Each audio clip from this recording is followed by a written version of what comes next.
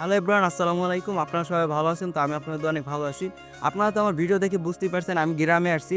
তো গ্রামে এসে আপনাদের একটা জিনিস আমি দেখাতে চাইতেছি, সেটা হচ্ছে আপনারা ঢাকা শহর তো বিভিন্ন ধরনের ডাল খান, মুগ ডাল, তারপর হচ্ছে খেসারি ডাল, বিভিন্ন ধরনের ডালই খান। তো এটা আপনারা কখনো দেখছেন যে এটা কি রকমের ভাবে আপনার উৎপাদন করা হয় বা গাছটা কি রকমের আসলে?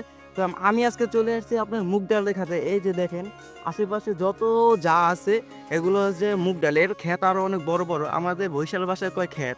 তো এগুলো মনে করেন আরো অনেক বড় একর জায়গা জমি নিয়ে এগুলা চাষ করা হয়। তো আপনাদেরকে আমি একটা দেখাই, দেখেন। আহ, এই যে, তা আমার হাতে এখন যেটা দেখতে পাচ্ছেন এইটার ভিতরে আসলে আপনার ডাল। তো আমি আপনাদের খুলে দেখাই। এই যে আমার হাতে দেখতে পাচ্ছেন এইটাই হচ্ছে মুগ ডাল। এই মুগ ডাল কিন্তু ব্যবহৃত হয় আপনার হচ্ছে খিচুড়ি, তারপর হচ্ছে এটা খিচুড়িতেই বেশি ব্যবহৃত। আর হচ্ছে যে মুরগির হাত পা গিলাকল যেগুলো দিয়ে যদি ডাল রান্না করে, এটা ডাল অনেক টেস্ট লাগে, অনেক ভালো লাগে। তো আপনারা কারা কারা চিনেন এবং কারা কারা চিনেন না, যারা নতুন দেখছেন তারা অবশ্যই কমেন্টে জানাবেন এবং যারা দেখছেন তারা অবশ্যই কমেন্টে জানাবেন। তো আজকের ভিডিও এই পর্যন্তই, সবাই ভালো থাকবেন।